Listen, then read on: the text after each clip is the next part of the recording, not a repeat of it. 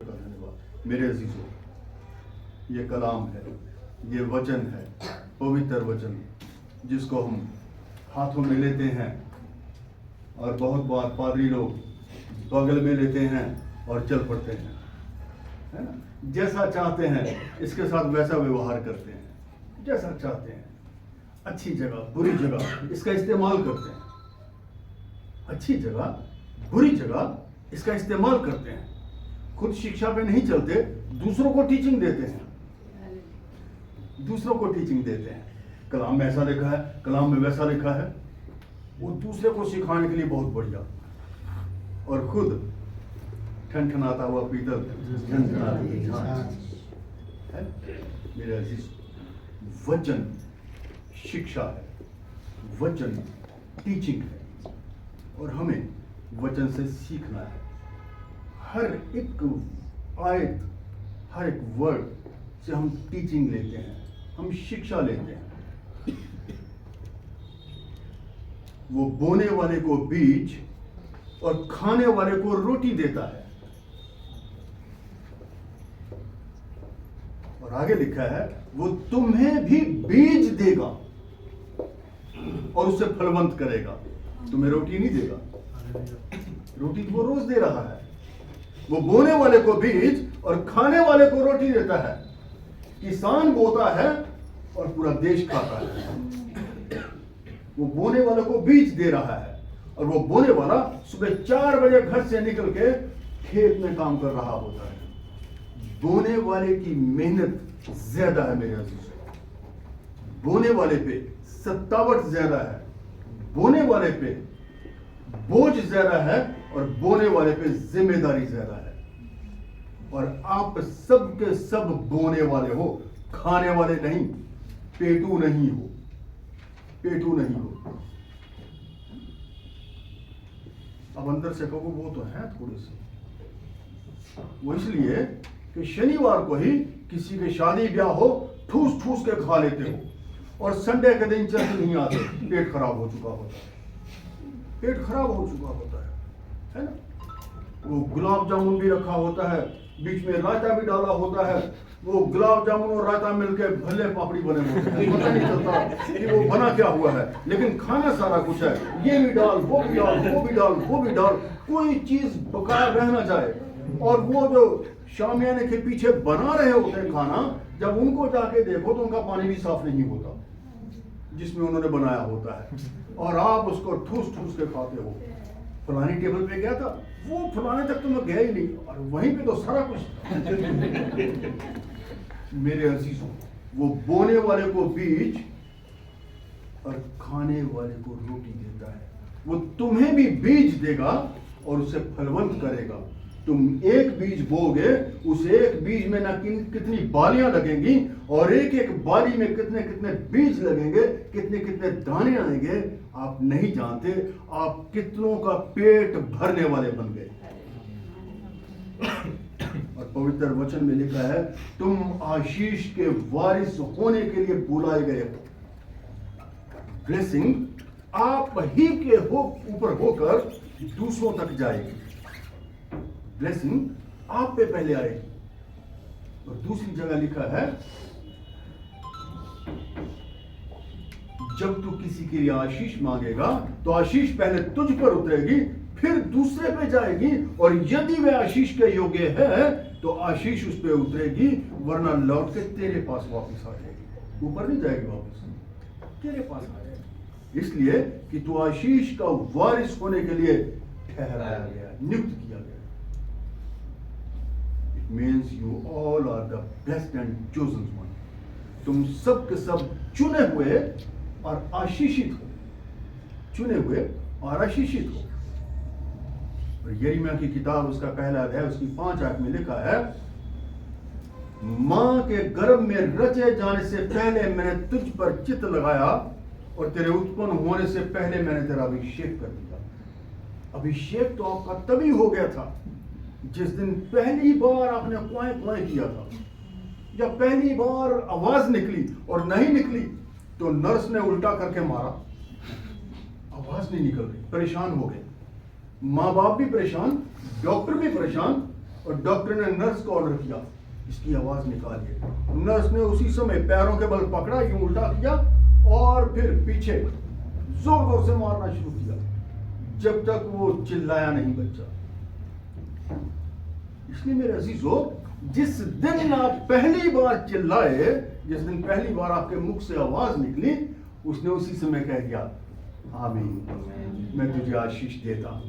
हे मेरे बेटे, हे मेरी बेटी, हे नन्ही संतान जो तू इस दुनिया में आ रही है, मैंने तेरे लिए बहुत सी योजनाएं बनाई हैं। मैंने तेरे लिए बहुत सी योजनाएं बनाई है ना? इसीलिए उसने सांस वापस ली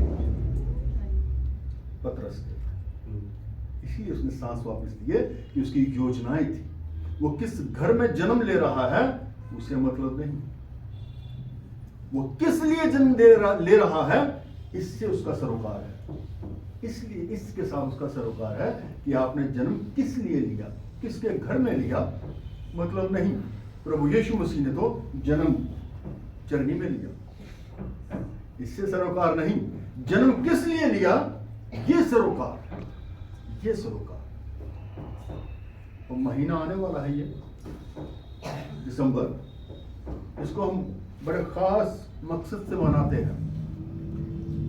आज टाइम थोड़ा जरा लगेगा मेरे अजीजों, बैठे, टाइम ले जरा, चले चलिए आज फिर सफर पे चलेंगे, है ना।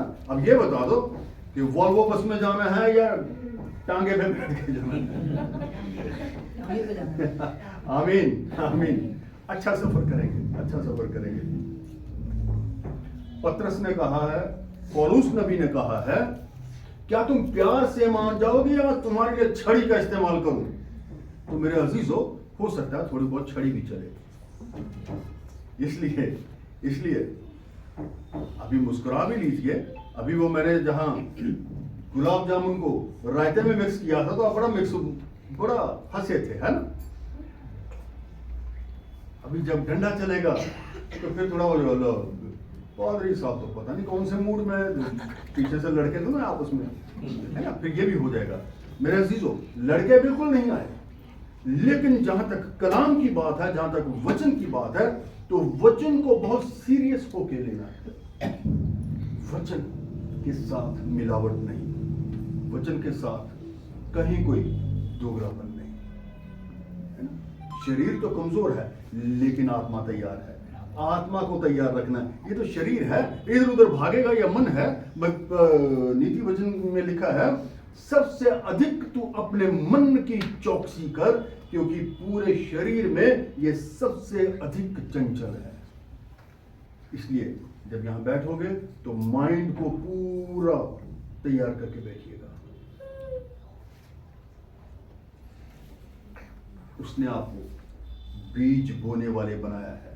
अभी वो आयत जो मैंने बोली, वो बोने वाले को बीज और खाने वाले को रोटी देता है। वो तुम्हें भी बीज देगा और उसे फलवंत भी करेगा कि वो और ज्यादा फलवंत हो। इसका मतलब वो आपसे ये अपेक्षा नहीं करता कि आप खाओ और सो जाओ और खराटे लेते रहो, बिल्कुल नहीं। आप मेहनत करो और बीज बोओ और दूसरों के लिए काम आए। वो आपसे कुछ उम्मीदें लगाए हुए हैं। और अजीजों, पवित्र कलाम में लिखा है, यदि घर को बनाने वाला यहोवा परमेश्वर ना हो तो घर बनाने वालों की सारी मेहनत व्यर्थ है।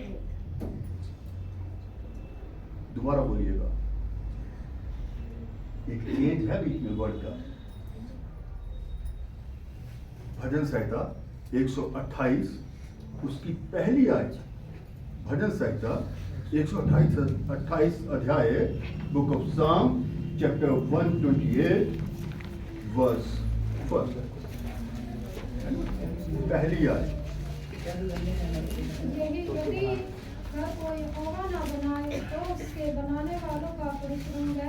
तो उसके बनाने वालों का कोई एक नहीं बना रहा। मैं ये समझाना चाह रहा हूं कि घर बनाने वाला ये ना सोचे कि मैं बना रहा हूं, परिवार मिलकर उस घर को बना रहा होता है। परिवार मिलकर घर को बना रहा होता है ना। घर बनाने वालों का परिश्रम व्यर्थ होगा यदि घर को बनाने वाला यहोवा परमेश्वर ना हो। तो मेरे अजीजों, आपकी एक एक चीज में इच्छा और मर्जी खुदावंद की होती है। आपके उठने बैठने में, आपके चलने फिरने में, आपके कामकाज में, आपके रोजगार में एक एक चीज पे बरकत वो देता है। वरना सारा का सारा खर्चा, सारा का सारा पैसा हॉस्पिटल में जाएगा और मुकदमों में जाएगा, है ना। और अगर खुदावंद का अनुग्रह है तो आपका छोटा सा पैसा, छोटा सा इनकम सोर्स आपकी एक एक जरूरत को पूरी करता है। इसलिए बहुत जरूरी है कि खुदावंद में बने रहो, खुदावंद में बने रहो, कलाम में बने रहो। और कलाम को सिर्फ पढ़ो नहीं, सुबह शाम वचन खोलते और पढ़ लेते हो। कौन सी आयत? यहोवा मेरा चरवाहा, मुझे कुछ घटी ना होगी, मुझे हरी हरी चराई में मुझे, है ना, पढ़ लिया। 23 ज़बूर पढ़ लिया, फिर 91 पे आ गए, जो परम प्रधान के छाए उस स्थान में बैठा है वह सर्वशक्तिमान की छाया में ठिकाना पाएगा। ओह, हम तो परम प्रधान के छाए में बैठे रहते हैं, है ना। यहोवा मेरा चरवाहा, हम मेरा चरवाहा है ना। और ये जो पहला अध्याय भी पढ़ा था भैया ने, भजन संहिता पहला अध्याय, क्या ही धन्य वह पुरुष, वो सारे के सारे अपने आप को सोचने लग जाते हैं, मैं ही वो धन्य पुरुष हूं जो दुष्टों की युक्ति पर नहीं चलता। और चर्च से बाहर निकलते ही तेवर बदल जाते हैं, के बात जमाई ये लैंग्वेज आ जाती है। चर्च से बाहर निकलते ही, जितनी देर हम चर्च के अंदर हैं उतनी देर वो पहला अध्याय, पहली आयत हमारे लिए, है ना। स्वभाव बदल जाता है इमीडिएट। मेरे अजीजों, यही टीचिंग है, यही शिक्षा है जिस पे हमने ध्यान देना है। वरना सुबह शाम दिन में 2 बार प्रेयर करते हो और 2 बार कलाम को पढ़ते हो, वो आपने एक रूटीन बना रखी है। पादरी साहब पूछेंगे तो हम बताने के लायक बनेंगे कि हाँ हम पढ़ रहे हैं। अजीजों, बिल्कुल नहीं। आपका व्यवहार चेंज होना चाहिए, आपका स्वभाव चेंज होना चाहिए, और जो शिक्षा वो देना चाहता है उस पे चलना चाहिए। उसकी शिक्षाओं में ऑर्डर है, निवेदन नहीं। निवेदन हमारे हैं जो खुदावंद के सम्मुख जाते हैं। तुम्हारी प्रार्थना, तुम्हारी विनती, तुम्हारे निवेदन धन्यवाद के साथ परमेश्वर के सम्मुख जाएं। निवेदन हमारे हैं, उसके ऑर्डर्स हैं, वो कमांड देता है। उसने 10 कमांडमेंट दी मोसेस को, कलीसिया से कह दे, इजराइलियों से कह दे, तू मुझे छोड़ किसी और को परमेश्वर करके ना मानना, तू अपने पूरे मन और प्राण के साथ मेरी उपासना करना, तू झूठ ना बोलना, तू खून ना करना, खून ना करना। बहुत सी आज्ञा है। तो अपने माता पिता का आदर करना। आज देख लो माता पिता का आदर, मम्मी आपको तो समझ ही नहीं आती। पुराने, ये हमारा समय है, हमारा टाइम है, आप पहले के टाइम की हो, 60 के पीरियड की, है ना, देवानंद का टाइम की, 60 का पीरियड। वही मम्मी तुम वही हो, पापा, अरे यार पापा को कौन समझाए। और फिर थोड़ा सा और बढ़ जाओ इससे, तो बुढ़ऊ को कौन समझाए। फिर बुढ़ऊ पे आ जाते हैं। अगर पापा की एज थोड़ी सी ज्यादा हो गई, 60 साल के ऊपर पापा चले गए तो बुढ़ऊ हो गए। और मम्मी से अम्मा, भाई अम्मा को कौन समझाए भाई। फिर इस बात पे आ जाते हैं मेरे अजीजों, हमारे तरीके बदल जाते हैं, हमारे रिस्पेक्ट, हमारा रिगार्ड। ऐसा नहीं कि हमारे हृदय में अपने माँ बाप के लिए रिगार्ड नहीं, लेकिन हमारे लफ्ज चेंज होते हैं। और मेरे अजीजों, प्यार इजहार चाहता है। जो कुछ हम बोल रहे हैं माँ बाप को अच्छा नहीं लग रहा। जिन्होंने अपनी जवानी हमारे लिए खत्म कर दी, जिन्होंने अपनी ख्वाहिशें हमारे लिए खत्म कर दी, हम उन्हीं को आज बूढ़ऊ कह रहे हैं और अम्मा कह रहे। भाई अम्मा को तो समझना आता, हम ऐसा बोलते हैं मेरे। सो अलग अलग किस्म की टीचिंग है, अलग अलग किस्म की टीचिंग है। मैं किसी और टीचिंग पे लेके जाना चाह रहा हूँ, किसी और टीचिंग पे लेके जाना चाह रहा हूँ। इसीलिए मैंने स्टार्टिंग में ही उस आयत को पकड़ा, वो बोने वाले को बीज और खाने वाले को रोटी देता है, और तुम्हें भी बीज देगा और उसे फलवंत करेगा, उस बीज को फलवंत करेगा। मेरे अजीजों, ये दिसंबर महीना प्रभु यीशु मसीह के लिए है। वो हमारे बीच में आया, उसका जन्म हुआ। 25 दिसंबर हमने डेट रख ली कि हाँ जी 25 दिसंबर डेट है, हम सब पूरा वर्ल्ड मिलकर सेलिब्रेट करेंगे। वो क्यों आया? वो किसके लिए आया? वो हमारे लिए आया कि हमें पापों से छुटकारा मिल सके, है ना? सिंपल सा लफ्ज, हमें पापों से छुटकारा मिल सके, इसलिए वो आया। तो मेरे अजीजों, उसको किसने भेजा? उसको किसने भेजा? इसका मतलब खुदा बाप ने बेटे को भेजा।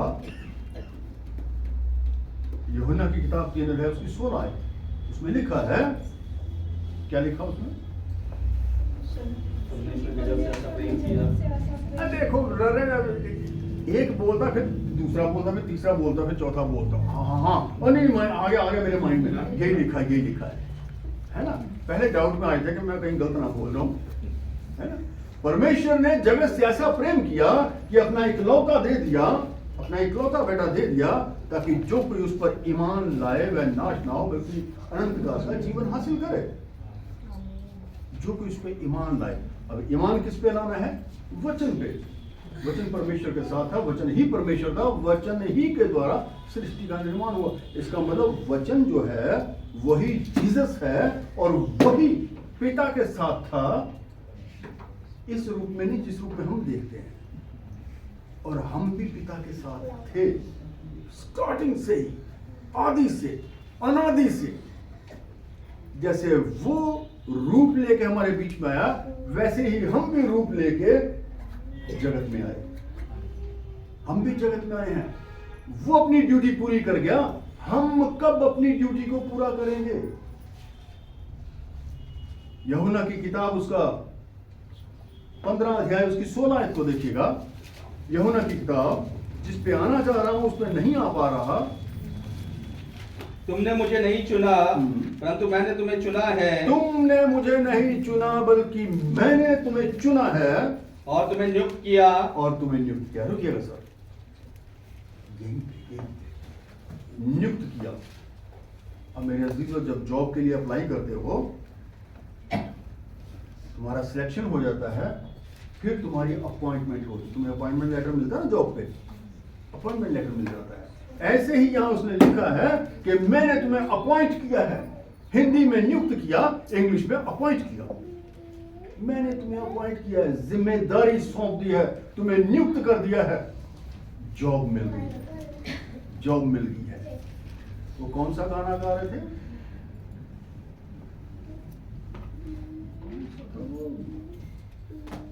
मौजा लग गई ने पाक रहा हुआ था, है ना? नहीं नहीं नहीं नहीं, उसका अर्नेस्ट मल का, सुभाष गिल का गाना मौजा लग गई ने, अभी बीच में गाया था आपने।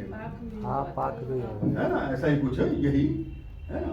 मेरे अजीजों, जॉब मिल गई, और घर में जब एक बच्चे को जॉब मिलती है बड़ी खुशी, मौजा लग गई ने, है ना? यहाँ कोई मौज नहीं लगती। वो कहता है मैंने तुम्हें नियुक्त किया है, मुझाए हुए बैठे रहते हो। और यार, हम नहीं पादरी बनेंगे, है ना? पादरी बेचारा वो बनता है जिसके पास कोई काम नहीं होता, जिसको ना जॉब मिली, जिसको ना कारोबार मिला, ना कामकाज मिला, वो बेचारा पादरी बन जाता है। हम नहीं पादरी बनेंगे। एक धारणा है मन में, एक गलत धारणा। मेरे अजीजों, उसी के तो दरवाजे खुलते हैं, वही तो आगे के लिए रास्ता बनाता है, अपने साथ साथ बहुतों का रास्ता बनाता है। और फिर वही पादरी कलीसिया की मां बन जाता है। वो मां के लिए पीड़ा लेता है, दर्द लेता है। क्या कलीसिया भी उतना दर्द लेती है? नहीं लेती। कलीसिया दर्द नहीं लेती। जो आज हैं 2 साल बाद नजर नहीं आते, 2 साल बाद नजर नहीं आते, और फिर बीच ही बीच में प्रोपोगंडा शुरू। सब ऐसा है, चंदा दे रहे थे, पता नहीं चल रहा चंदे का जाता कहाँ पे है। मंथली मेंबरशिप पादरी साहब ने लगा रखी है, कहाँ जाती पता नहीं चलता। मेरे अजीजों, you have no any right to consider about it. इसके बारे में विचार करना भी आपके अधिकार में नहीं है कि आप पादरी साहब से ये पूछ सको। ये बिब्लिकल बता रहा हूं, बाइबल में से बता रहा हूं। और फिर अभी तो आपसे मंदिर का टैक्स ही नहीं लिया जाता। बाइबल में लिखा मंदिर का टैक्स देना अनिवार्य है। क्या आप देते हो मंदिर का टैक्स? नहीं देते। यही टीचिंग है, ये वचन है ना, तो वचन में लिखा है, वचन ही में लिखा है। और वचन में लिखा है तो इसका मतलब हमारे लिए शिक्षा है, हमारे लिए शिक्षा है। बीज बोना सीखना है मेरे अजीजों, बीज बोना सीखना है। मैं बहुत कम कलीसिया में इस चीज पे लेके आता हूं, आपको आज लेके आना चाह रहा हूं, आपको आज लेके आना चाह रहा हूं। वो औरत, वो बुजुर्ग औरत जो थी, अच्छा हमने सुना होगा, उसने 2 दमड़ियां डाली और बाकियों ने और भी डाले, तो कह दिया जी पादरी साहब ने उसने कहा, प्रभु यीशु मसीह ने कहा कि इसने सबसे ज्यादा डाला। सुना हुआ कि नहीं, है ना? किस किसने सुना हुआ, जरा हाथ उठाइए। मैंने नहीं सुना मुझे नहीं पता, पादरी साहब ने कभी हमारे सामने खोली नहीं, कहानी नहीं खोली है कौन थी वो बुढ़िया, उसका क्या नाम था। नाम का मतलब नहीं, उसने 2 दमड़ियां डालियां नहीं डाली, हमें पादरी साहब ने बताया ही कभी नहीं। तो पादरी साहब कहाँ बताते? पादरी साहब जब भी बताने लगे तो आप लोगों के मुंह से ये लफ्ज आ जाते हैं, लो अब पादरी साहब चंदे पे आ जाएंगे, अब पादरी साहब चंदा मांगने लग जाएंगे, और फिर पादरी साहब लास्ट में आ जाएंगे, मंथली मेंबरशिप बढ़ा दो, है ना? अगर पादरी साहब ने वो बुढ़िया की 2 दमड़ियों की कहानी शुरू कर दी तो हर किसी के मन में आता है कि पादरी साहब 2 दमड़ियां सुनाते हमारी दमड़ियों पर नजर लगाना शुरू कर देंगे। मेरे अजीजों, ऐसा बिल्कुल नहीं। पास्टर कलीसिया के दिए हुए पैसे से नहीं पलता, पास्टर कलीसिया के दिए हुए पैसे से नहीं पलता, उसका इंतजाम खुदा करता है, उसका इंतजाम खुदा करता है। वो कहां से करेगा मैं नहीं जानता, लेकिन वो करेगा ये मैं जरूर जानता हूं, ये मैं जानता हूं वो करेगा। वो कहां से करेगा मैं नहीं जानता, है ना? इसलिए आप इस गलतफहमी में मत आना कभी भी कि आप सब मिलके पादरी का इंतजाम करते हो। वो मेरे अजीजों, आप अपने घर का इंतजाम तो कर नहीं पा रहे ढंग से, आप पादरी का जरूरतें कहां से पूरी कर लोगे? नहीं कर सकते, नहीं कर सकते। इसलिए इस गलतफहमी में कभी भी नहीं आना है कि हम सब मिलकर इकट्ठा करके जो मेंबरशिप दे रहे हैं पादरी साहब खा जाते हैं, बिल्कुल नहीं। और मेरे साथ मेरे अजीजों, फिर पादरी साहब खाएं भी क्यों ना? कलाम में लिखा जो वेदी की सेवा करेगा वो वेदी से ही खाएगा, जो वेदी की सेवा करेगा वो वेदी से ही खाएगा। उसकी एक एक जरूरत वहीं से पूरी होनी है और आप ही के द्वारा होनी है। तो फिर झगड़ा किस बात का? वो चाहे तो हिसाब दे, वो चाहे तो ना दे। मैं अपने हर चर्च में जाके जितने भी पादरी साहब हैं यही मैसेज देने की कोशिश करता हूँ, कलीसिया को समझाने की, कि पादरी पे डिपेंड करता है वो कलीसिया को हिसाब दे दे या ना दे। बाइबल में, बाइबल के द्वारा। आइए डंडा शुरू कर लें। और उस नबी ने कहा प्यार से सुधरोगे या मैं तुम्हारे लिए छड़ी का इस्तेमाल करूं? ले ले छड़ी, पकड़ ले। चलिए सर फिर छड़ी पकड़ लेते हैं, है ना? वो कर्नल साहब के हाथ में ना एक बैंत होता था, वो बैंत चलाते थे। मेरे खुदा बाप ने आदम को बनाया, जब आदम को बनाया वहीं से देना सिखाया, वहीं से देना शुरू किया। उसने मिट्टी का ढेला लिया, मिट्टी का टुकड़ा लिया और उसको अपने जैसी शेप दी और उसको सुंदर बनाया, क्योंकि खुदावन सुंदर है, खुदावन सुंदर है, इसलिए उसने आदम को सुंदर बनाया। और जब वो देखने में, आगे उत्पत्ति की किताब में लिखा है, जब वो देखने में उसको सुंदर लगा तब उसने उसके नथनों में अपने श्वास फूंक दिए, अपना सोल, अपनी रूह उसके अंदर डाली, तो आदम जिंदा प्राणी कहलाया। पहले यहाँ पे आत्मा दिया उसने, जब वो जिंदा प्राणी कहलाया तो आगे लिखा है, वर्सेस के मुताबिक बता दूंगा, पूरी वर्ष लिखवा दूंगा आपको स्टेप वाइज। फिर उसने लिखा कि आदम का अकेला रहना अच्छा नहीं, इसलिए उसने उसकी पसली में से हवा को बनाया और हवा को उसके पास लेके गया। आगे लिखा, हवा को उसके पास लेके गया तो आदम को हवा दी, जैसे हैडली को पूनम दी, है ना? उसने आदम को हवा दी, आज से ये तेरी जीवन साथी होगी, तेरे सुख दुख में तेरा साथ देगी, जब तू बड़ा व्याकुल होगा ये तुझे तसल्ली देगी, जब तू परेशान होगा ये तुझे सपोर्ट करेगी, समझाएगी, तेरी हर चीज में तेरा साथ देगी, है ना? मेरे अजीजों, खुदा बाप ने जब हवा को बनाया तो उसने बहुत कुछ सोच के बनाया। एक बार एक मीटिंग में, वो वुमेन्स डे था, तो पास्टर मंजू प्रीच कर रही थी उसके ऊपर, वुमेन्स पे। तो खुदा बाप जब हवा को बना रहा था तो उसने हवा को भी बड़ा सुंदर बनाया, क्योंकि खुदाबंद सुंदर है, बहुत सुंदर बनाया। और फरिश्ते देख रहे थे, पास्टर मंजू प्रीच कर रही थी, और जब खुदा बाप ने उसके यूं करके आंखों के हाथ लगाया आंखों पे, तो उसके आंसू निकले। तो फरिश्तों ने पूछा कि खुदा बाप, क्या ये भी तूने दिया है, ये भी तूने इसके अंदर डाले आंसू? तो खुदा बाप ने कहा, नहीं, मैंने तो सिर्फ उसको बनाया है, अपना स्वभाव दिया, अपनी नेचर दी है। ये आंसू जो है, ये स्वभाव इसने अपने अंदर से पैदा किया है।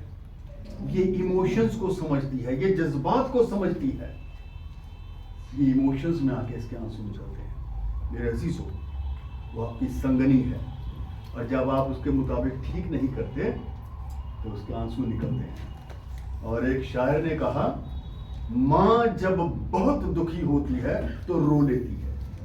वो बड़े बच्चे को उल्टा सीधा कुछ नहीं कहती, वो बस अपने आंचल से अपने आंसू पोंछ लेती है।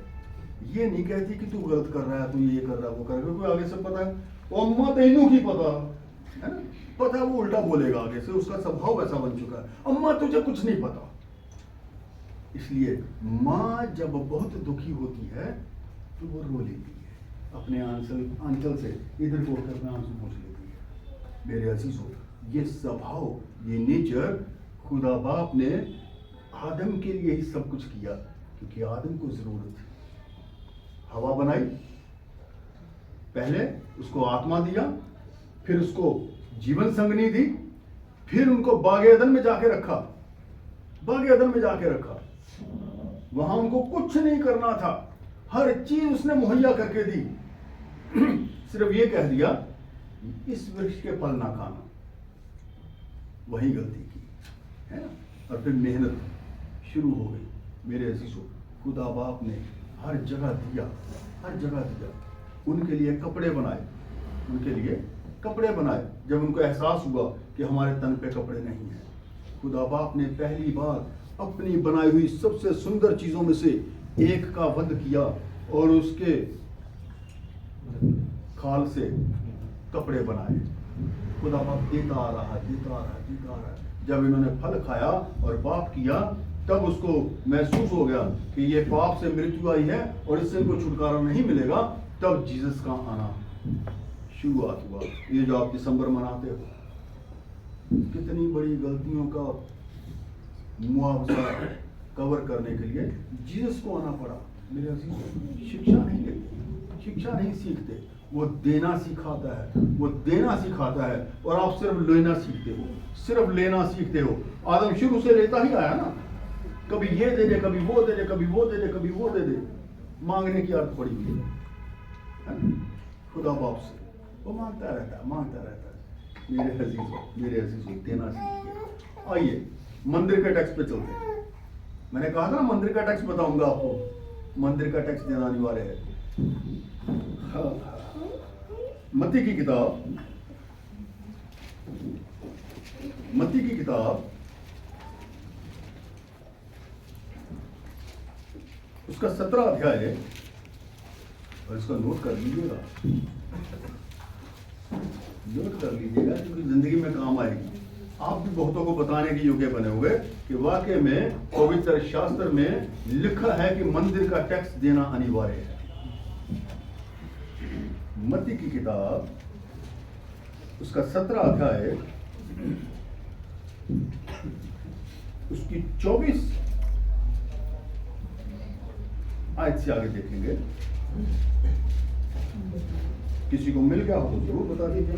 जब वह कफरनहूम पहुंचे तो मंदिर मंदिर का कर लेने वालों ने पतरस के पास आकर पूछा, क्या तुम्हारा गुरु मंदिर का कर नहीं देता? जब वे कफरनहूम में पहुंचे तो मंदिर का कर लेने वालों ने आकर पूछा पतरस से कि क्या तुम्हारा गुरु मंदिर का कर नहीं देता? इसका मतलब मंदिर का टैक्स लगता है। उस समय भी लगता था, आज भी लगता है, आज भी लगता है ना? और आप सोचते हो पादरी साहब ने बहाने बना रखे हैं, मंथली मेंबरशिप लगा रखी है, ये कोई सिस्टम थोड़ी है।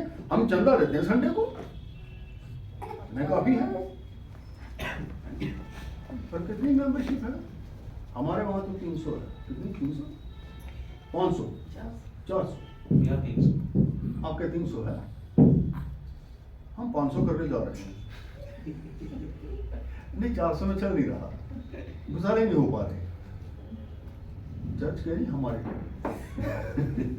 हमारे गुजारे नहीं हो पा रहे मेरे अजीजों। मेंटेनेंस और बहुत कुछ। और पादरी साहब ने जब दूर जाना है, किसी कलीसिया में इधर उधर किसी के लिए जाना है, तो वो भी वहीं से तो निकाल के जाना है। वो कैसे जाएंगे? गाड़ी में पेट्रोल डालना होगा और फिर और बहुत से खर्चे हैं। इसलिए यहाँ लिखा, जब वह कफरनहूम में पहुंचे तो मंदिर के लिए कर लेने वालों ने पतरस के पास आकर पूछा कि क्या तुम्हारा गुरु मंदिर का कर देता है? नहीं। उसने कहा, हाँ देता तो है। पतरस ने अपने से कह दिया, अपने से। जैसे पादरी साहब के साथ जो इनके असिस्टेंट बन के चलते हैं, कई बातें होती हैं, पादरी साहब को पता नहीं होता, वो अपने से कर देते हैं। नहीं, कमाल है, अपने से कवर। ऐसे ही पतरस ने भी उस समय वहां पे कहा, नहीं देता है, देता तो है। अच्छा, आगे। हाँ जी, जब वह घर में आया, कौन आया? प्रभु यीशु मसीह। जब घर वापिस आ गए तो रास्ते में था ना, उस समय मंदिर में थे। जब घर आया तो यीशु ने उससे पूछा, यीशु ने उसके पूछने से पहले उससे कहा, हे शमौन, तू क्या समझता है? इसका मतलब यीशु मसीह ने वो लफ्ज सुन लिए थे कि हाँ, मंदिर वालों ने पतरस से कोई बातचीत की है। यहाँ लिखा है कि जब वह घर में आया तो यीशु ने उसके पूछने से पहले ही कहा, हे शमौन, तू क्या समझता है? पृथ्वी के राजा मैसूर या कर किन से लेते हैं? अपने पुत्रों से या परायों से? राजा जो है, पृथ्वी का राजा, वो कर दूसरों से लेगा या अपने ही बच्चों से लेगा? पतरस ने कहा, दूसरों से। अपने बच्चों से क्यों लेगा? वो तो राजकुमार और राजकुमारियां हैं, उनसे कर किस बात का लेगा वो? है ना?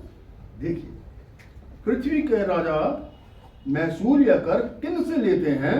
अपने पुत्रों से या परायों से? पतरस ने उनसे कहा, परायों से। यीशु ने उससे कहा, तो पुत्र बच गए। इसका मतलब हमें कर देने की जरूरत नहीं है। इसका मतलब आप लोगों को मेंबरशिप देने की जरूरत नहीं, आप लोगों को टाइथ देने की जरूरत नहीं, है ना? बच गए ना? आप तो राजकुमार और राजकुमारियां हो, खुदावंद के बेटे और बेटियां हो। जैसे उसने लिखा कि पृथ्वी के राजा जब महसूल लेते हैं या कर लेते हैं, तो अपने पुत्रों से, अपने बच्चों से लेते हैं या दूसरों से, परायों से? उसने कहा परायों से, अपनों से थोड़ी लेंगे।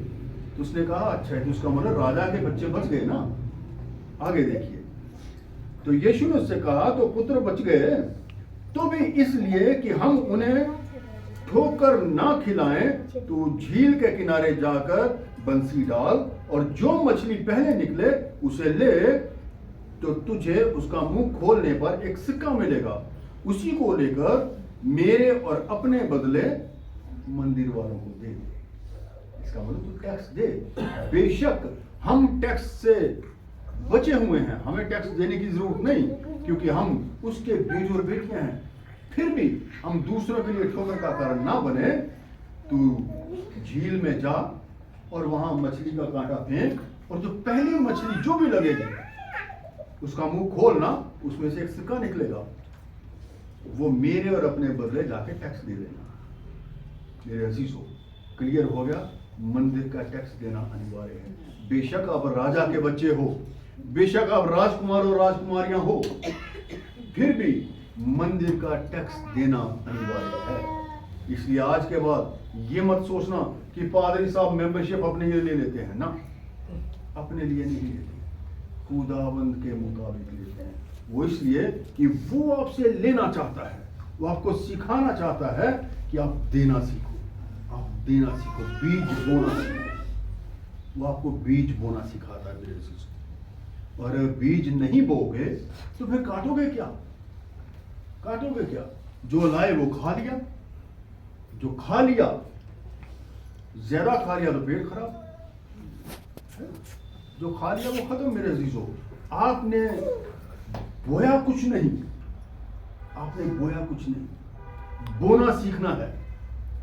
इसको बोना कहते हैं। आप बोया करो। और फिर इतना ही नहीं, बहुत बार मेरे चर्च के मेंबर किया करते थे। मैं आपको बताता हूँ, उनका सीन ये था, जो हमने चर्च के लिए रखा हुआ है इसमें से इस बार ऐसे करते हैं।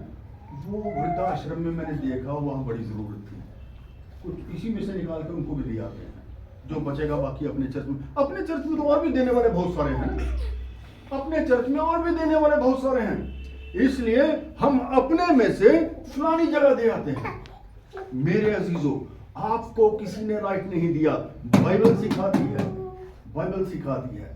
जो जहां के लिए है आप वहीं पे दोगे। बाइबल में लिखा है, जब मूसा इजराइलियों को लेके मिस्र में से निकला और अभी उन्होंने यर्दन पार की थी, लाल समुद्र पार नहीं किया था, सिर्फ यर्दन पार की थी, तो वहां पे उन्होंने डेरे लगाए, वहां उन्होंने डेरे लगाए। और खुदावन ने मूसा को कहा कि मेरे लिए अलग एक जगह बनाओ, मेरा मंदिर अलग बना, और इन सबको बता दे कि ये विश्राम दिन वाले दिन अपने भेंटे, अपनी होम बलि, अपनी अन्न बलि, अपनी मेल बलि वहीं पे लेके आए और अपने दशमांश वहीं पे लेके आए। वो जो जगह तुम्हारे डेरों के बीच में से एक अलग जगह बनाई है, जबकि मेरी और भी बहुत से स्थान हैं, मेरे और भी बहुत से स्थान हैं, लेकिन ये लोग वहीं पे लेके आए। इसका मतलब उसने आपके लिए एक अलग जगह नियुक्त कर दी है। मेरे अजीजों, आप अपना टाइट, अपना हदिया, अपनी ऑफरिंग, उसके बाद अपनी मेल बलि,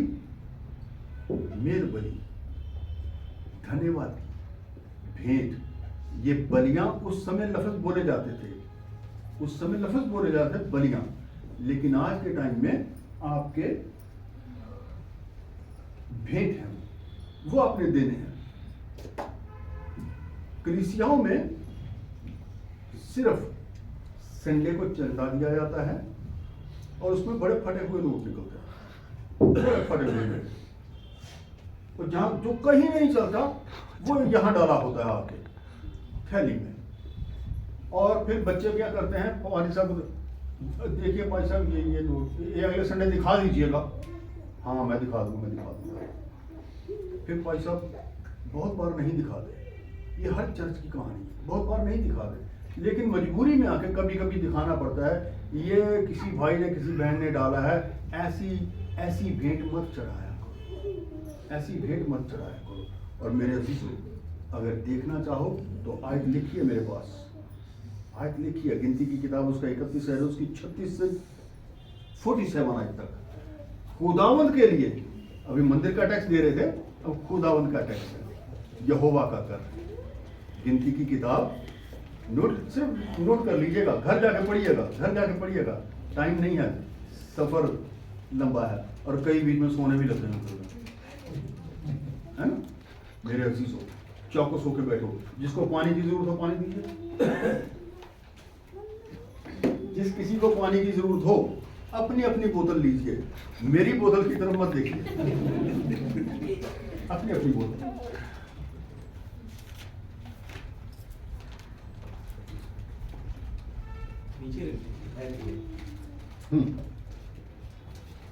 ठीक सर, आंखें खुली रहे, चौकस रहे। यहोवा का कर देना अलग है।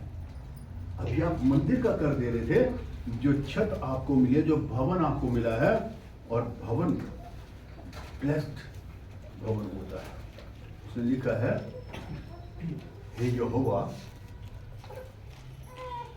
जिस छत के नीचे हम बैठे हैं तो इसको ब्लेस कर, यहाँ बैठकर तेरा दास अपने लोगों के लिए जो भी प्रार्थना करे वो तेरे हजूर कबूल हो, वो तेरे हजूर कबूल हो। तो वो जगह जो खुदावंद का घर कहलाता है, उसका टैक्स मैंने अभी आपको बताया है, मंदिर का टैक्स। उस समय मंदिर कहा करते थे, आज आप चर्च कहते हो, आज आप चर्च कहते हो, जबकि चर्च कलीसिया को कहा जाता है, बिल्डिंग को नहीं। कलीसिया को चर्च कहते हैं, लेकिन हम बिल्डिंग को भी चर्च ही बोलते हैं। और बाइबल में मंदिर ही लिखा गया ओल्ड टेस्टामेंट में। ठीक सर, आगे आ गया यहोवा का कर। गिनती की किताब उसका 31 अध्याय उसकी 25 आयत, गिनती की किताब 31 अध्याय उसकी 36 से 47 आयत तक देखिएगा। यहाँ देना सिखाया गया है। यहोवा ने कहा है इतने पे इतने मेरे पास ले आ, यदि तेरे पास इतना आया है तो इतना मेरे पास ले आ। लेकिन आगे चल के टाइट पे खत्म कर दिया, दशमांश मेरे पास लेकर, अपना दशमांश मेरे पास लेकर, है ना। और मेरे चर्च में दशमांश कोई नहीं दे रहा, जो देते थे वो सारे विदेश में बैठे हैं। जिन्होंने देना सीखा उन्होंने डिमांड क्या की, बिशप साहब मैं चाहती हूँ मैं इंडिया से बाहर जाऊं। एक बेटी थी रंजीता, और उसका हस्बैंड का नाम था रंजीत। और चर्च में शादी पढ़ाई मैंने अपने में ही रंजीत और रंजीता की। और वो कहने लगी कि मैं बाहर जाना चाहती हूँ, मैं बाहर जाना चाहती हूँ। एक्सरे टेक्नीशियन थी वो। मैं बेटा कोई बात नहीं, तू अपना टाइथ प्योरली 1 साल देना शुरू कर, 1 साल अपना टाइथ जमा करा और फिर तू रिजल्ट देखी। और मेरे अजीजों 1 साल की जरूरत ही नहीं पड़ी। उससे पहले उसका ब्रुनेई कंट्री का वहां से इनविटेशन आ गया जॉब का। 3 महीने बाद अपने हस्बैंड को लेके चली गई। अब वो इंग्लैंड में सेटल है, 3 साल हो गए। इंग्लैंड में अपना घर खरीद लिया है उन लोगों ने, अपना घर खरीद लिया। सिर्फ 6 महीने टाइट दिया, 6 महीने प्योर टाइट निकाला उसने। वो अपने हस्बैंड को पकड़े, हे रंजीत मैं तेरे को बोलती चल अपना टाइट दे। वो अपने घर वाले को पकड़ लेती। मणिपुरी साइड थे ना वो, तो ऐसे बात करते थे आपस में, हे रंजीत मैं तेरे को बोलती अपना टाइट दे। और दे दूंगा ना यार, इस समय थोड़ा राशन वाशन ये वो, नहीं पहले टाइट निकालो। वो पहले टाइट निकलवाती। एक सिस्टर कैथरीन है, उन्होंने टाइट देना शुरू किया, अपना घर परचेज किया, अब टाइट बंद कर दिया। अब टाइट बंद किया, जैसे घर परचेज कर लिया टाइट देना बंद। अब बहाने उल्टे सीधे बहाने। और बाइबल में बहाने खोरों के लिए साफ लिखा हुआ है, बहाने खोरों के लिए जो खुदावन के हिस्से में से रखते हैं। मलाकी की किताब में लिखा है तुमने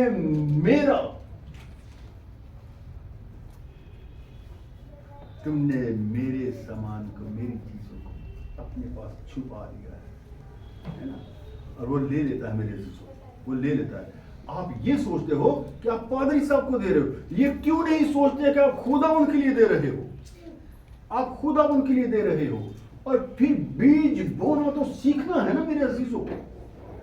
आप दे रहे हो, ये सोच के मत दो कि पादरी साहब इससे स्टैंड हो जाएंगे, ओ पादरी साहब ने तो नई बाइक ले ली, हमारे पास वही टूटा स्कूटर रह गया, अगर हम टाइट दे रहे हैं उसी से मिल रहा सब कुछ, अब नहीं देंगे भाई साहब। एक तो पादरी साहब गुटबाजी करते हैं, एक तो पादरी साहब कुछ ही लोगों से प्यार करते हैं, हमसे प्यार नहीं करते। क्या आता ना मन में कई बार। पादरी साहब जो हैं, हमने देखा नहीं बात, कुछ लोग हैं चापलूस लोग, उनके साथ ही लगे रहते हैं, वो उनकी चापलूसी करते हैं। हमसे नहीं होती भाई साहब, हमसे नहीं होती। ये हर चर्च में मेरे मेरे साथ भी सन 2000 में द्वारका में जब मैंने कलीसिया स्टार्ट की, हम दोनों ने मिलकर 2013 साल हो, 13 में आके झगड़े शुरू हो गए, कलीसिया में झगड़े शुरू हो गए। वो इसलिए कि मैनेजमेंट कलीसिया के हाथ में दे दी, हमने मैनेजमेंट कलीसिया को सौंप दी। सर एक कमेटी बनाइए और आप लोग संभालिए। मुझे इन चीज़ों से पहले रखिए, मैं अपने धार्मिक काम देखूंगा। बस वो चौधरी बन गए, वो सब चौधरी बन गए। एक कैप्टन थे स्टीफन माली, वो एडमिन बन गया। I am the admin, admin मतलब administrator, I am the administrator. अब सर उन्होंने 40,000 के आसपास अपने पास रख लिया, संभाल लिया। मैं संभालूंगा, मैं 150 रुपए में नया पादरी लेके आएगा। वो उड़ीसा के थे, मैं 150 रुपए में नया पादरी लेके आएगा, मतलब 150 रुपए महीना, 1500 में, सॉरी, मैं 1500 रुपए महीने में नया पादरी लेके आएगा। अब सर वहां पे पूरी राजनीति शुरू हो गई 2013 में, 13 साल के बाद। आपके हुई या नहीं हुई मुझे नहीं पता, मेरे सन 2000 में चर्च शुरू किया, 2013 में राजनीति शुरू। क्यों शुरू हुई? खुदावन ने कंट्रोल मुझे दिया, अगुआ मुझे ठहराया। इस झुंड का अगुआ मैं तुझे ठहराता हूं। हिजकिल की किताब 44 को पढ़ लेना घर जाके, हिजकिल की किताब 44 अध्याय को घर जाके पढ़िएगा। खुदावन ने सारी जिम्मेदारियां अगुआ को दी हैं, याजक को दी हैं। ये झुंड मैंने तेरे हवाले किया है, इनकी पूरी जिम्मेदारी मैं तुझे सौंपता हूं और इनका पूरा हिसाब मैं तुझसे ले लूंगा, मैं तुझसे ले लूंगा। कलीसिया से हिसाब नहीं मांग रहा हूं मेरे अजीजों। प्रिंसिपल जब क्लास में आता है तो वो स्टूडेंट का हिसाब नहीं मांगता, वो स्टूडेंट से नहीं पूछता, वो टीचर से पूछता है कि तूने क्या सिखाया। और एक आध स्टूडेंट से पूछ लेता है, हाँ what is your name? My name is Ramesh Kumar. What's your father name? अब वो टीचर ने सिखा रखा था माई बेस्ट फ्रेंड कैसे, माई बेस्ट फ्रेंड। और वो सोचने लगा कि माई बेस्ट फ्रेंड और माई फादर एक ही बात है। I have so many fathers और Ramlal is my best father, है ना? उसने वो फिट कर दिया। मेरे अजीजों, प्रिंसिपल समझ गया कि टीचर ने बच्चों को अच्छे से नहीं सिखाया, टीचर ने बच्चों को अच्छे से नहीं सिखाया। ये मैं इसलिए एंटरटेन देता हूँ कि सोने ना लग जाओ, वरना ये चीजें कहने का मेरा कोई मकसद नहीं है। बीच में ये ऐसे बीच में जो फिट कर दिया मैंने, इसका कोई मकसद नहीं है ना, बेस्ट फ्रेंड और बेस्ट माई फादर का। ये सिर्फ इसलिए कहता हूं कि आप लोगों को हल्का सा फिर एक बूस्ट मिल जाए, फिर तरोताजा हो जाओ और फिर आगे बढ़ जाए, है ना? प्रिंसिपल हमेशा टीचर से आगे हिसाब मांगता है कि तुमने क्लास को पूरी को क्या सिखाया, पूरी क्लास को क्या सिखाया। लिहाजा मेरे अजीजों, वो जिस दिन वो समय आएगा, खुल जाएंगी किताबें, जिस दिन हिसाब होगा, इंसाफ का तराजू यीशु के हाथ होगा, वो उस समय तुमसे नहीं पूछेगा। पवित्र शास्त्र में लिखा है, गोत्र गोत्र को पांति पांति करके बिठाओ कि मैं इनका हिसाब लेने पे। गोत्र गोत्र करके मतलब इनकी जाति के मुताबिक, गोत्र के मुताबिक इनको पांति पांति करके बिठाओ।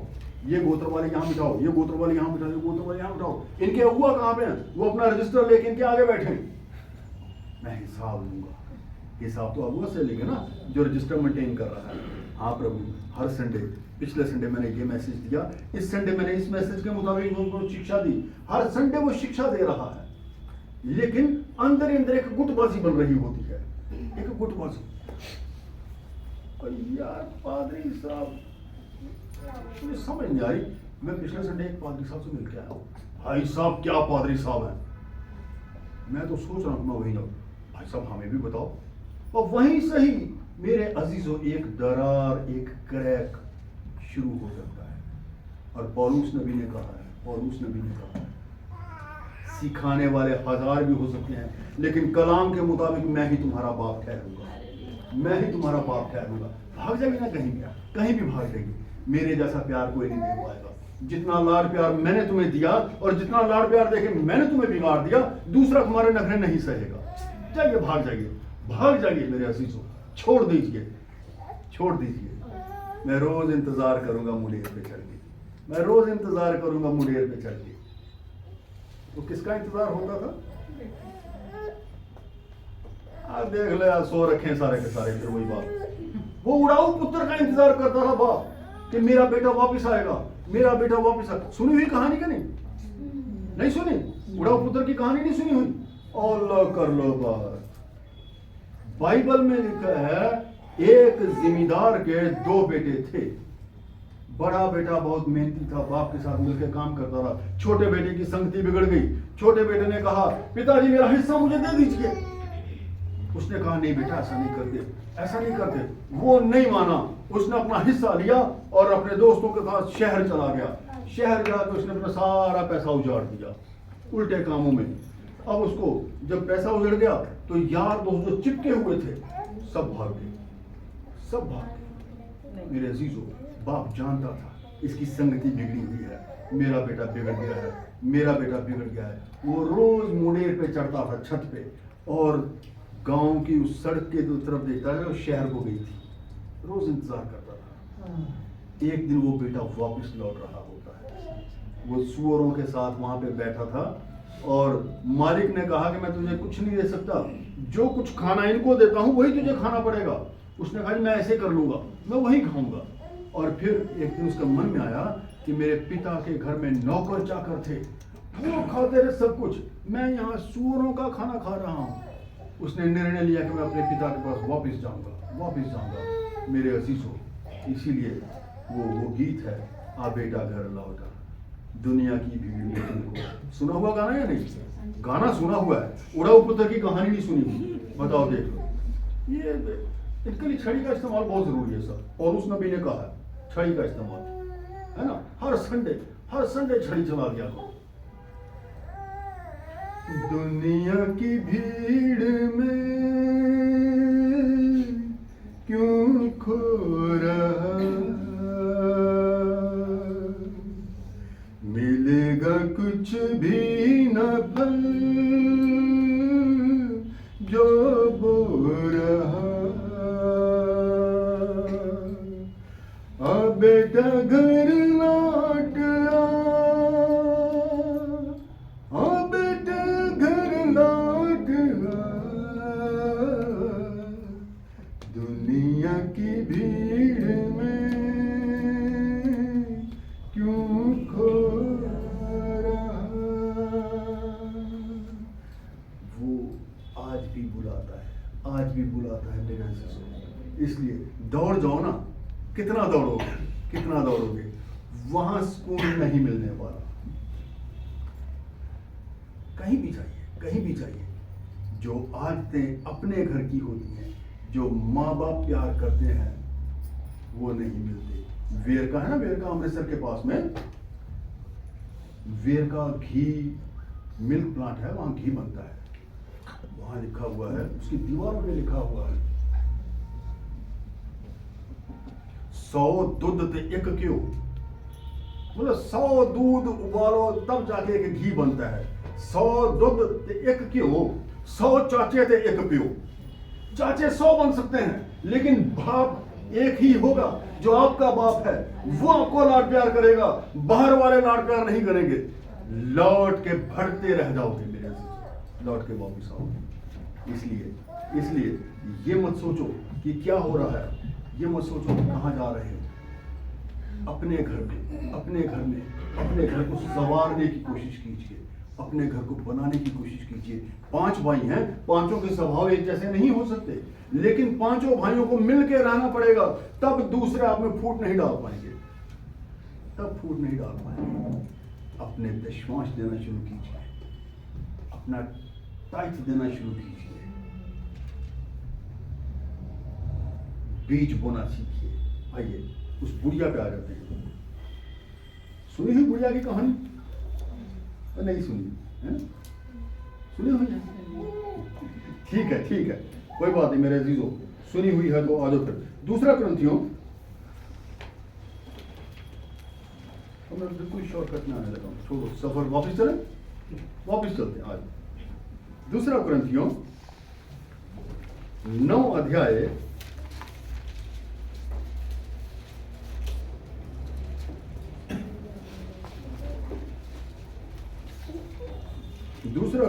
9 अध्याय उसकी 6 आयत को देखिएगा। दान कैसे दें?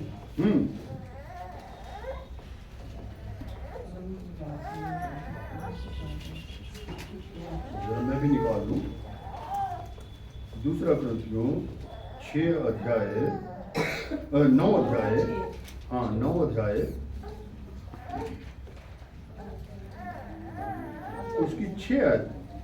परंतु बात तो यह है, दूसरा ग्रंथियों 9 अध्याय उसकी 6 आयत। परंतु बात तो यह है कि जो थोड़ा बोता है वह थोड़ा काटेगा भी, जो थोड़ा बोएगा वह थोड़ा ही काटेगा, है ना? और जो बहुत बोता है वो बहुत काटेगा। हर एक जन जैसा मन में ठाने वैसा ही दान करे, न कुड़कुड़ के न दबाव में। मेरे दबाव में आके ये ना कहना वो आए थे भाई साहब क्या के टाइट दिया करो, भाई साहब बचता ही नहीं, अब टाइट कहाँ से दें, इतना बचता नहीं है। थोड़ी सी सैलरी है, बड़ी मुश्किल से गुजारे होते हैं, उस पर भी पादरी साहब की नजर लगी रहती है ना?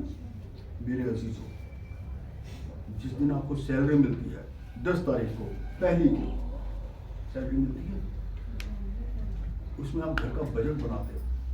तो यार फीस इतनी जानी है बड़े की, छोटी वाली की इतनी फीस जानी है, राशन का है, पुराना उधार इतना है, ये सोचते हो, पूरा बजट बनाते हो अपना।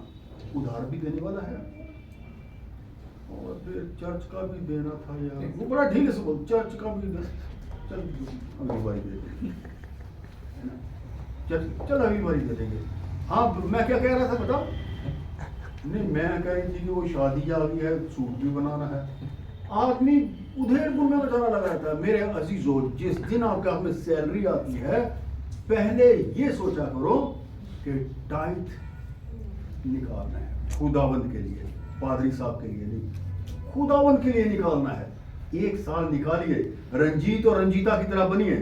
वो ब्रुनेई में उसने जॉब की, 3 महीने बाद अपने हस्बैंड को ले गई और अब वो इंग्लैंड में है 3 साल से।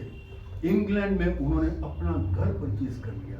अब 2 बच्चे हैं उसके, बेटी इतनी बड़ी हो गई है और छोटा बेटा है उसका। मेरे अजीज, देने वाला जब परहेज नहीं करता तो आप क्यों परहेज कर रहे हैं? उसी ने तो देना सिखाया है। और फिर ये भी जो छोटी सी सैलरी आपके पास आ रही है, जिसमें से उधेड़ गुण कर रहे हो कि पहला पुराना उधार इतना देने वाला है, बेटे की फीस इतनी है, बेटी की फीस इतनी है, राशन का बजट इतना है, और पीछे मैं सोच रहा हूँ इस बार इसके एक सूट बना दूँ, है ना? एक ले लेते हैं सूट, चलो कोई बात नहीं, मेरे भी जब मेरा छोड़ो कोई बात नहीं। पूरा यही सेंस होती है। उस समय लास्ट में आके होता है, अरे यार पादरी साहब ने भी बड़ा जीना मुहाल कर रखा है, अपने मेंटेनेंस पूरे कवर नहीं कर रहे, पिछला तुम्हारा बड़ा बैलेंस है। मेरे अजीज, रंजीत और रंजीता की तरह बीज बोना सीख लीजिए, बीज बोना सीख लीजिए। कंप्रोमाइज क्या करते हैं? टाइट तो नहीं दे पाएंगे, चलो हम 500 रुपये महीना देना शुरू करते हैं। घर में 4 मेंबर, 2 बच्चे जॉब कर रहे हैं, मैं भी जॉब कर रहा हूँ, मेरी कलिसिया की बात बताने लगा हूँ। वो देते हैं 400 रुपये महीना। बेटी की जॉब लग गई है 30,000 पे, बेटा 40 पे, 17,000 हो गया। पापा 55,000 ले रहे हैं। कितना हुआ सर? 70 और 55, 125। चर्च में देंगे 400 रुपया। चर्च में वही मेंबरशिप, टाइट नहीं देंगे। वो बिटिया जो 25,000 पे लगी सैलरी पे, कितनी में सैलरी कितनी में? 30। वो 30 पे लगी। पहले महीने जब वो लगी, वो बड़े शौक से, ये मैं ना अपनी तरफ से देना चाहती हूँ।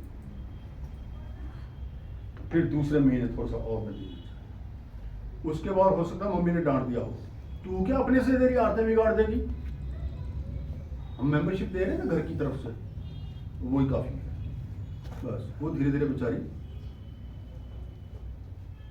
मतलब उसकी भी आदत जो थी वो माँ बाप ने बिगाड़ी। नए बच्चे के मन में शौक था कि मैं अपना टाइट निकालूंगा, लेकिन मम्मी पापा ने कह दिया हम मेंबरशिप दे रहे हैं चर्च में, और तेरी कौन सी शादी होगी कि तेरी अलग मेंबरशिप बनाए ना? मेंबरशिप तो बनी हुई है, तू अलग नहीं देगी, घर के खर्चे इतने वो कहां से पूरे होंगे? मेरे अजीजों, बीज बोना नहीं सीखा। खुदा बाप ने सिर्फ परख के देखा, थोड़ा सा देके परख के देखा कि क्या ये करते हैं ना कि करते। मेरे अजीजों, पिछले मैं 18 तारीख को एक मीटिंग में था, वहां मुझे मौका मिला। मूसा 40 साल महल में रहा, राजकुमार बन के। फिर उसके बाद 40 साल वो वहां रहा, अपने ससुर के घर में भेड़ बकरियां चराता रहा। फिर 40 साल वो मिस्र में से इजराइलियों को निकाल के चल पड़ा। वो 40 दिन का सफर जो मूसा ने पहले ही देख रखा था, जब वो महल से निकला था तो वो सफर उसने पूरा तय किया था। जब अपने ससुर के साथ वहां रहने लगा आके जित्रो के पास, जित्रो उसके ससुर का नाम था, जब उसके पास रहने लगा तो वो सफर उसने पैरों से पहले ही तय कर रखा था, पूरा 40 दिन का सफर। अब की बार जब वो मिस्र की गुलामी में से इजराइलियों को लेकर निकला तो वही सफर 40 साल लग गए पूरा करने में। और बाइबल में लिखा है, रॉस हैवेरन की किताब में, कि खुदा बाप ने लिखा, वहां कहा है, मैं इनको 40 साल वहीं पर लेके जंगल में घूमता रहा, वहीं पे चक्कर लगवाता रहा, इधर से उधर, इधर से उधर, उधर से उधर, ताकि मैं देख लूं कि इनके मन में क्या क्या है, परख लूं। मैं इसलिए 40 दिन के सफर को 40 साल तक लेके घूमता रहा, ताकि मैं देख लूं कि इनके मन में क्या क्या है। मेरे अजीजों, वो जो मिस्री वहां से निकले, जो इजरायली वहां से निकले, वो कनान देश में नहीं पहुंच पाए, वो नहीं पहुंचे, वो वहीं पे मर खप गए। उनके बेटे जो थे, बच्चे जो थे, बेटे बेटियां, वो आगे कनान देश में पहुंचे। इसलिए यदि हम खुदावन के मुताबिक नहीं चलते, उसकी टीचिंग के मुताबिक नहीं चलते, उसकी शिक्षा के मुताबिक नहीं चलते, तो हम भी कनान देश को हासिल नहीं कर पाते। कनान देश कौन सा है? जो मनोहर जगह उसने हमारे लिए रखी है, चाहे वो ऊंट कला हो, चाहे वो गौतमपुरी हो, चाहे वो बदरपुर हो, चाहे वो महावीर इंक्लेव हो, और चाहे वो पंजाब हो, चाहे वो कुछ भी हो, कोई भी स्टेट हो, खुदावन जहां भी हमें रखेगा, हमें खुशहाल रखेगा, तंदुरुस्त रखेगा, बीमारियों से बचा के रखेगा, एक एक जरूरत पूरी होगी। और यहाँ का नाम में लिखा है कि वो हमें इतना देगा कि हमारे पास इतना रहे कि हर समय किसी को देने के लिए, हर किसी को देने के लिए हमारे पास बहुतायत से कुछ ना कुछ बना रहे। इतना देगा, इतना देगा। सिर्फ वो देखना चाहता है कि हमने देना सीख लिया है या नहीं, हमने बीज बोना सीख लिया है या नहीं। मेरे अजीजों, बीज बोने वाले बनना है, आपको किसान बनना है, आपको किसान बनना है। इस धरती के ऊपर बीज बोना है, इस धरती पे बीज बोना है, तब जाके आप अच्छी फसल काट पाओगे, अच्छी फसल काट पाओगे। परमेश्वर आपको बहुत आशीष दे, बहुत ब्लेस करे। मेरे अजीजों, अपना ध्यान रखिए, अपना ख्याल रखिए। ये मैसेज मेरा कभी भी पूरा नहीं हो पाता। एक बार इस मैसेज को पूरा करने लगे थे तो हमें 2 महीने लग गए थे। 5 पादरियों ने मिलकर इस पूरे मैसेज को कंप्लीट किया था, 5 पास्टर ने, एक ही चर्च में, हमारे द्वारका वाले चर्च में। इसलिए मेरे अजीजों, मैं बहुत अच्छे से समझाना चाहता हूँ, बीज बोने वाले बनिए, बीज बोने वाले बनिए। आइए दमड़ियों पे आ जाए जरा। लूका की किताब लास्ट आयत पढ़ लेते हैं, फिर कहेंगे कि दमड़ियों की किताब कहानी हमें नहीं सुनाई। वो कौन थी बुढ़िया? वो आपकी नानी थी। नानी होंगी या दादी होंगी, कुछ भी होंगी, है ना। जिक्र है बाइबल में एक बुजुर्ग औरत, एक बुढ़िया, जिसके पास सिर्फ 2 ही दमड़ियां थी, उसने वही दी थी। लूका की किताब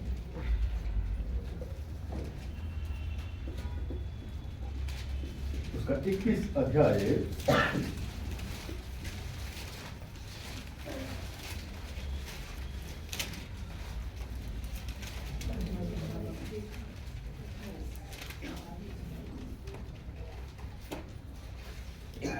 उसकी पहली आयत से हम देखते हैं 4 आयत तक। यहाँ लिखा है, फिर उसने आंख उठाकर धनवानों को अपना अपना दान भंडार में डालते देखा।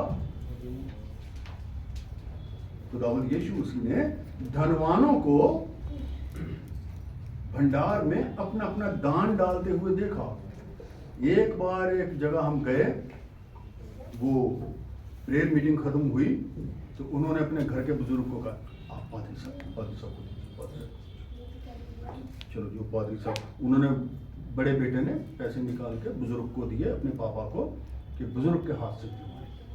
अब वो जो बुजुर्ग साहब थे, उन्होंने वो नोट 500 का था या 200 का जो भी है, वो निकाल पकड़ा, उसको यूं करके ना पूनी बनाया सीधा करके, उन्होंने यूं करके दिया कि पैसा को दे दो, पैसा को दे दो। उन्होंने निकाला और यूं करके उसको लंबा सा पूनी टाइप बना के और यूं करके मुझे दे, पैसा ये आपके लिए है, मतलब ताकि दूसरों को पता चले कि हाँ 500 का नोट दिया जा रहा है। वो लंबा सा यूं करके यूं मुझे पकड़ा है, यूं करके, पैसा ये आपके लिए है। मेरे अजीजों, तू अपना दान गुप्त में दे, क्योंकि गुप्त में जो है वो देख रहा है और वो तुझे गुप्त में देगा, वो तुझे गुप्त में देगा, दिखावे में नहीं देगा कि लोग देखने और बाद में तुझे लूटने के लिए आ जाए, है ना, या वो इनकम टैक्स वाले आ जाए। ऐसा कुछ नहीं होगा, वो गुप्त में देगा ताकि तेरी एक एक जरूरत पूरी हो, है ना। पूरा करेगा वो तेरा मकसद जरा जरा, तेरा जरा जरा सा जो मकसद है, छोटा छोटा मकसद, वो भी वो पूरा करेगा। कौन सा दूर है ये? दुखा दे वेले तेरी यहोवा सुने दुआ, पंजाबी में है। दुखा दे वेले तेरी यहोवा सुने दुआ। मतलब जब तुझे पे तकलीफ आती है, जब तुझ पे दुख आ जाते हैं, जब तू परेशानी में आता है, उस समय खुदावन तेरी दुआ सुनते, पूरा करेगा वो तेरा मकसद जरा जरा। 20 अध्याय भजन संहिता 20 अध्याय, वो तेरी छोटी छोटी इच्छा पूरी करे, जो छोटी से छोटी इच्छा है उसको भी वो पूरी करे। वो गुप्त में रहता है, वो गुप्त में तेरी एक एक चीज को पूरा करता है, वो इंतजामी खुदा है। मेरे अजीजों, इसलिए अपने पे ध्यान दीजिए, अपनी आदतों को सुधार लीजिए। अभी आपकी आदतें अच्छी नहीं है मेरे अजीजों, अभी आपकी आदतें अच्छी नहीं, आपके सोच विचार अच्छे नहीं हैं। मेरे मुताबिक अच्छे हैं, मुझे आप बड़े अच्छे लगते हो, लेकिन खुदावंत के मुताबिक आपके सोच विचार अच्छे नहीं हैं, आपकी आदतें अच्छे नहीं, आपका स्वभाव खुदावंत के मुताबिक नहीं है, आपका स्वभाव कुछ और ही नेचर में चल रहा है। झांक कर देखिए, आपका स्वभाव खुदावंत के मुताबिक नहीं। वो जो साइड पे बैठा है, स्वभाव उसका है, और मुंह पे सामने पे जमसी कीजिए, जमसी पिस यूं करते रहते हो, और कुछ नहीं मेरे अजीजों। किसी ने हल्का सा आपका स्क्रू टाइट किया और फिर आप अपने तेवर देखो, चेहरा तमतमा जाएगा, बीपी हाई हो जाएगा, उसी समय आप ऐसे बाहर, है ना। मेरे अजीजों, ये स्वभाव हमारा नहीं है, ये स्वभाव हमारे खुदावंद का नहीं, हमारे परमेश्वर का नहीं। हमें अपने पिता का स्वभाव लेना है, अपने पिता की पहचान लेनी है। लोग दूर से कहें, ओ फलाने ना मुंडा जा रहा है ना। गांव में अगर कोई लड़का बहुत दिनों के बाद आता है, बहुत सालों के बाद आता है, तो पुराने बुजुर्ग उसको देखना, वो तो फलानों का बच्चा तो नहीं। हाँ जी, आपने कैसे पहचाना? वो तेरा मुहांदरा वैसा लगता है, तेरा हाव भाव नजर आता है कि तू उन्हीं का बच्चा है, दूर से पहचान लेते हैं। ऐसे ही मेरे अजीजों, खुदावंद के गुण तुम्हारे अंदर से नजर आए कि लोग दूर से पहचानने लगे कि ये खुदावंद की बेटी होती है, उसका स्वभाव तुम्हारे अंदर नजर आए। परमेश्वर आपको बहुत आशीष दे। आमीन।